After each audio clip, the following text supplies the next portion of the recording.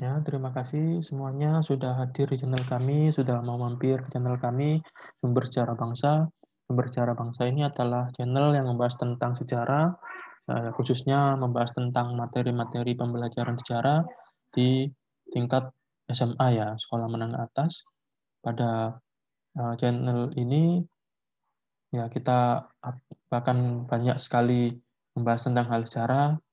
Dan untuk video kali ini, ya kita akan membahas salah satu materi dalam pembelajaran sejarah, yaitu ketika di mana Belanda waktu itu sudah berkuasa di Indonesia, tapi ternyata negeri Belanda sendiri ternyata malah dikuasai oleh bangsa asing.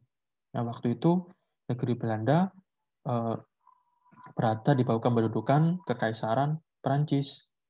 Dan nama negaranya dirubah dari Belanda menjadi Batav, yaitu nama nenek moyang orang-orang Belanda. Dan untuk materi kali ini, kita akan belajar bersama-sama tentang kerajaan Batav di Hindia Belanda atau di Nusantara atau di Indonesia. Untuk lebih lengkapnya, mari kita simak materi berikut ini.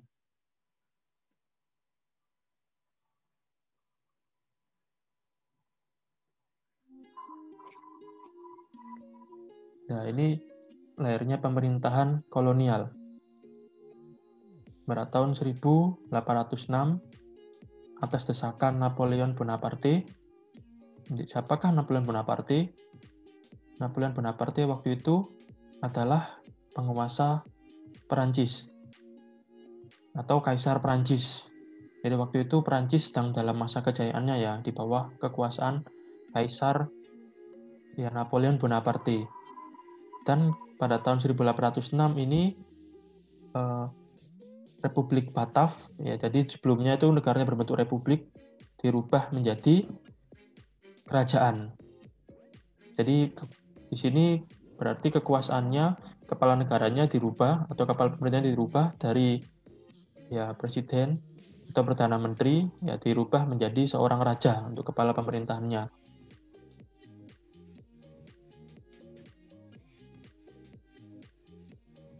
Ya waktu itu yang bertugas sebagai kepala pemerintahan adalah adiknya Napoleon, yaitu Napoleon Louis ya atau Louis Napoleon. Jadi Louis Napoleon ini ketika Batav dirubah menjadi sebuah kerajaan, Louis Napoleon ini diangkat sebagai rajanya.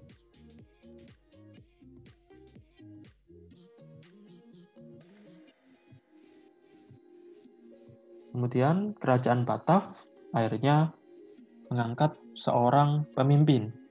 Jadi supaya kerajaan Batav ini bisa berkuasa di wilayah yang dikuasai oleh Belanda, akhirnya Republik Batav ini mengirim seorang pemimpin, yaitu pemimpin yang merupakan kepanjangan dari ya Prancis juga ya. Waktu itu namanya adalah Gubernur Jenderal Herman Willem Daendels ya. Jadi Herman Willem Daendels ini berkuasa atas nama Kerajaan Batav ya. Ini bukan Kerajaan Belanda, itu Kerajaan Batav. Kerajaan Belanda waktu itu sudah tidak ada karena rajanya melarikan diri ke Inggris.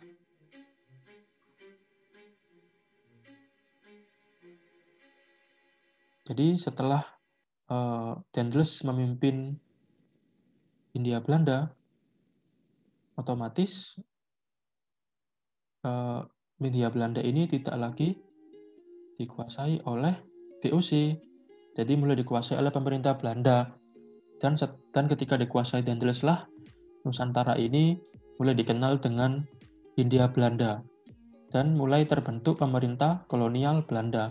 Dan ini adalah gambar logo pemerintahan kolonial Belanda ya. Jadi kurang lebih seperti itu.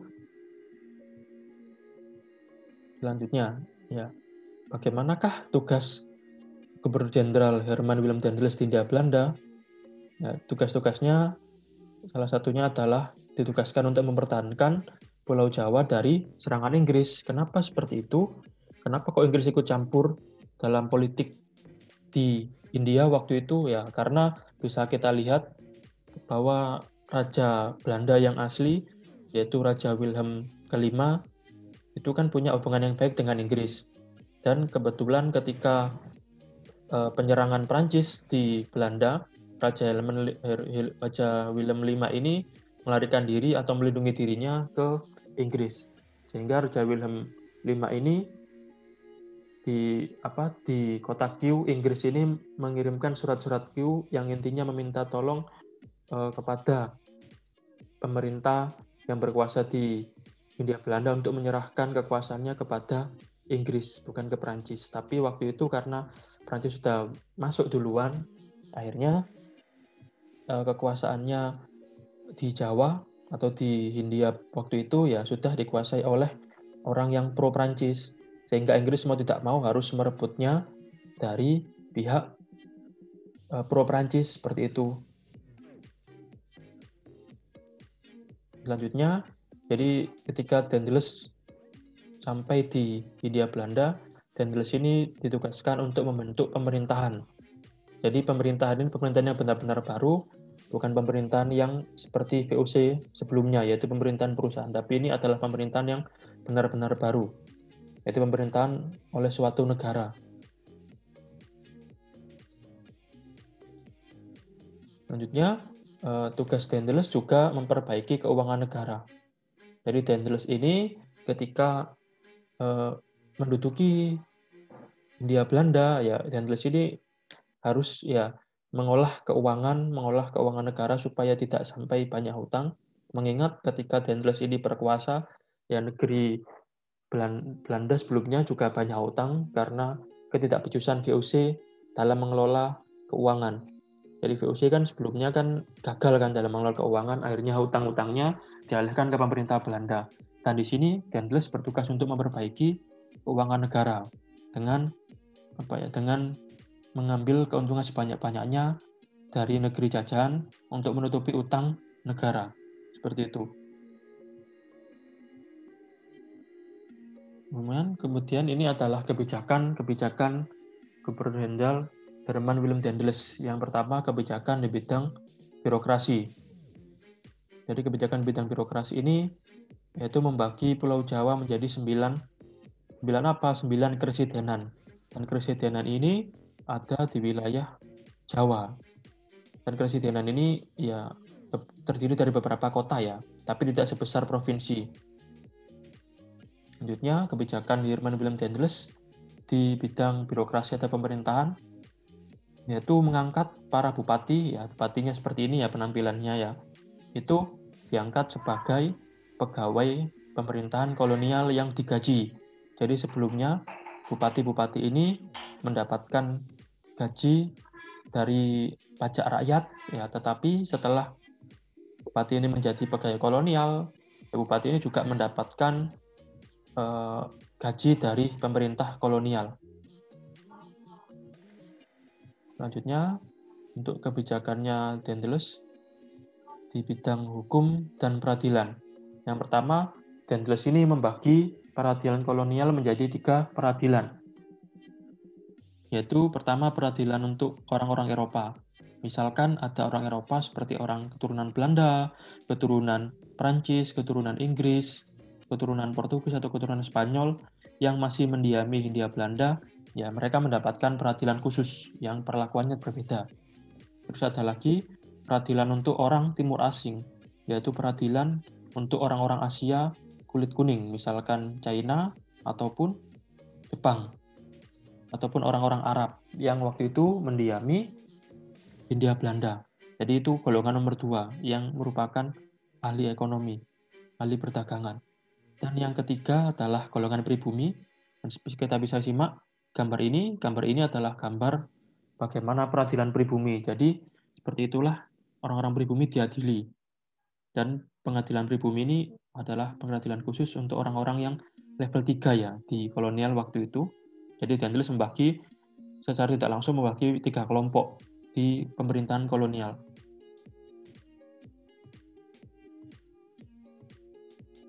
Terus selanjutnya, kebijakan Daendels di bidang kemiliteran. Yang pertama, ketika Dendels memerintah, Dendels ini mati-matian untuk membangun jalan pos dari Anyer sampai Panarukan. Dan jalan pos ini selain untuk mengantarkan surat, juga digunakan sebagai media kemiliteran. Jadi sebagai jalur untuk transportasi kemiliteran. Dan juga sebagai jalur transportasi pos ya. Jadi harapannya dengan adanya jalan yang menghubungkan antara ujung timur dan ujung barat Pulau Jawa, maka pengiriman pasukan bisa lebih cepat. Jadi ini salah satu pencapaian Dendels di bidang perekonomian dan kemiliteran, yaitu pembangunan jalan dari Anyer, yaitu di Jawa Barat, dan Panarukan di Jawa Timur. Selanjutnya, di bidang kemiliteran. Di bidang kemiliteran ini, Herman Willem Dendels yaitu mati-matian menambah personilnya, karena waktu itu kan dalam situasi yang mengancam karena ada bayang-bayang serangan dari Inggris, maka waktu itu Dendels melatih banyak sekali pasukan-pasukan dari keraton khususnya untuk dilatih bagaimana peperangan gaya barat. Jadi banyak sekali orang-orang keraton, ini salah satu contohnya, saya ambil contoh Legiun Mangkunegara, yang merupakan pasukan yang dilatih oleh Dendels yang sudah mengetahui gaya peperangan barat. Jadi mereka ini mendapatkan pendidikan militer barat, pendidikan militer Eropa, meskipun mereka orang-orang lokal Hindia Belanda. Selanjutnya, bidang kemiliteran, Dendels ini membangun pabrik senjata. Pabrik senjatanya ini dibangun di wilayah Jawa Timur yang sekarang Jawa bagian timur yaitu Gresik, dan juga di Jawa bagian tengah yaitu Semarang. Itu salah satu pencapaian Dendels di bidang kemiliteran.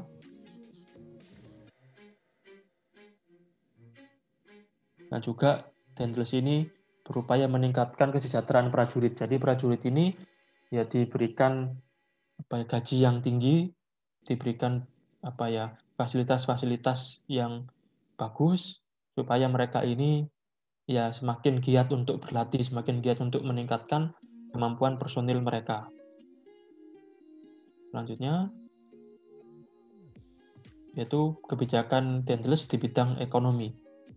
Jadi ketika itu Dendels berkuasa, Dendels ini mencoba untuk membuat pabrik-pabrik uang, di mana nanti Dendels ini berupaya mencetak uang-uang kertas sebagai alat tukar di Indonesia atau di India waktu itu.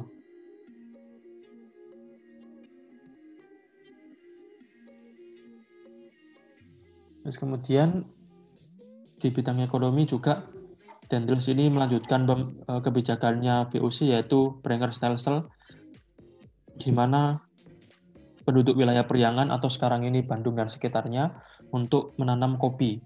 Jadi kopi ini merupakan salah satu komoditas yang luar biasa menguntungkan, yang luar biasa menguntungkan ya. Jadi orang-orang yang di Priangan, di Keresidenan Priangan ini harus menanam kopi untuk ya membuat pemerintah kolonial menjadi semakin untung. Terus ada lagi kebijakan di bidang ekonomi selanjutnya. Jadi juga tetap melanjutkan kebijakan dari VOC, di mana penduduk-penduduk di wilayah kekuasaannya, waktu itu kan kekuasaannya juga hampir ke seluruh wilayah Indonesia yang sekarang. Jadi harus di mana penduduk-penduduknya ini diwajibkan untuk menyerahkan pajak. Karena waktu itu masih belum familiar mata uang, akhirnya pajaknya ini berupa hasil bumi. Jadi mereka menyerahkan hasil pertanian mereka, hasil bumi mereka kepada pihak-pihak kolonial.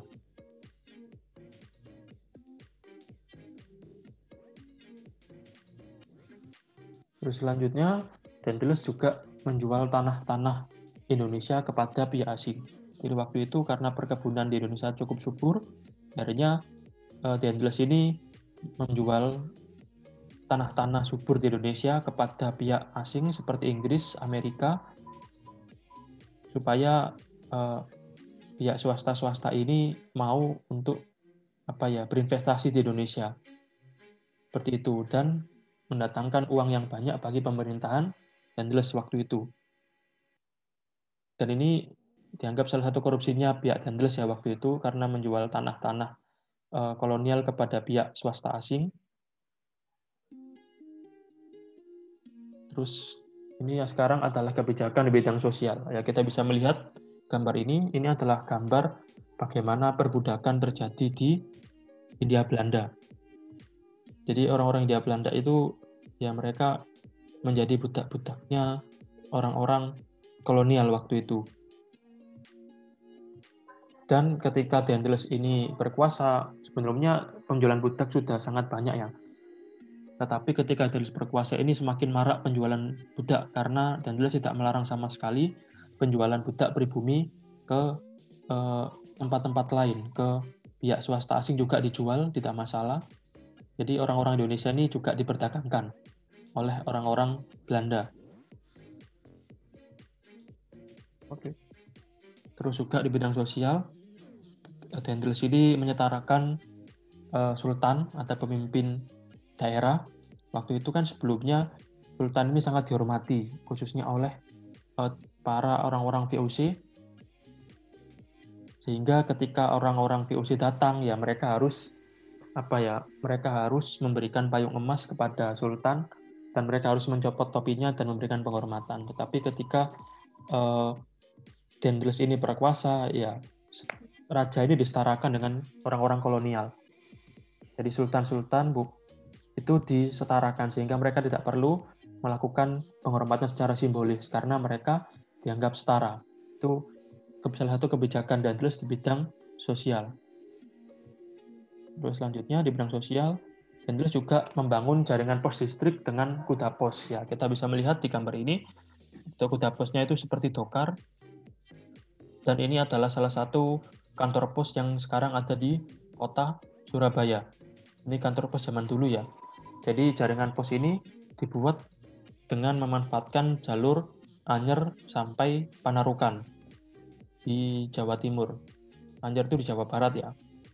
Jadi ini merupakan salah satu kebijakan Daendels yang cukup menguntungkan pemerintah kolonial waktu itu.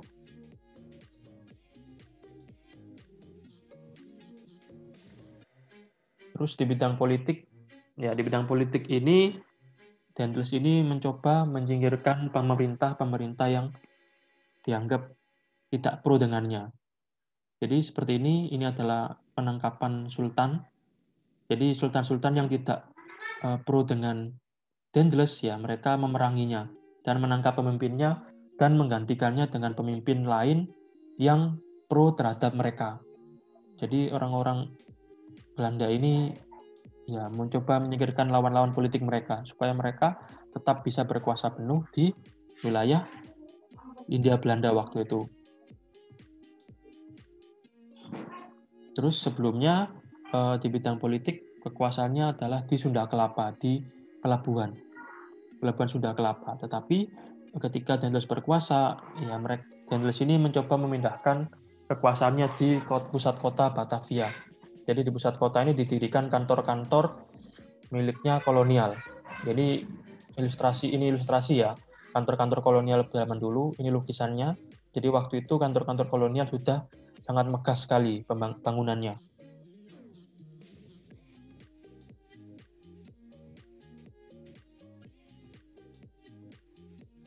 Terus yang terakhir, bagaimanakah Daendels ini disingkirkan? Ya, jadi Daendels ini pada akhirnya nanti akan disingkirkan, digantikan oleh penguasa lain, gubernur jenderal lain yang waktu itu digantikan oleh Jan Willem Jansen. Waktu itu Jansen ini menggantikan Daendels karena Daendels ini dianggap bersikap terlalu otoriter, terlalu keras terhadap para penguasa lokal, sehingga semakin banyak memunculkan perlawanan. Dan juga Daendels ini dianggap terlalu banyak korupsi juga, jadi tidak jauh beda dengan orang-orang VOC waktu itu. Jadi maksudnya Daendels ini juga melakukan praktek korupsi dengan menjual tanah ke pihak-pihak swasta asing. Jadi yang masuk keuangan negara itu hanya sebagian, dan sebagiannya lagi masuk ke kantong pribadinya Daendels dan juga orang-orang terdekatnya. Terus Daendels juga dianggap kurang berhasil dalam menata administrasi pemerintahan karena memaksa para pejabat-pejabat lokal atau para bupati untuk masuk ke birokrasi pemerintahnya. Jadi pemerintahnya ini jadi kurang baik karena bupati ini tidak terbiasa untuk berada di bawah residen. Jadi bupati itu harusnya merasa di atas residen, seperti itu kedudukannya. Terima kasih semuanya sudah menyempatkan waktu untuk menyimak channel kami, untuk menyimak materi di video kami. Kurang lebihnya dalam penyampaian materi di video kami mohon maaf. Dan kami minta tolong untuk subscribe, like, dan komen. Jangan lupa subscribe, like, dan komen supaya channel kami terus berkembang dan supaya kami menghasilkan video-video berkualitas yang lebih berkualitas dari video-video yang sekarang. Terima kasih. Sampai jumpa di video-video berikutnya.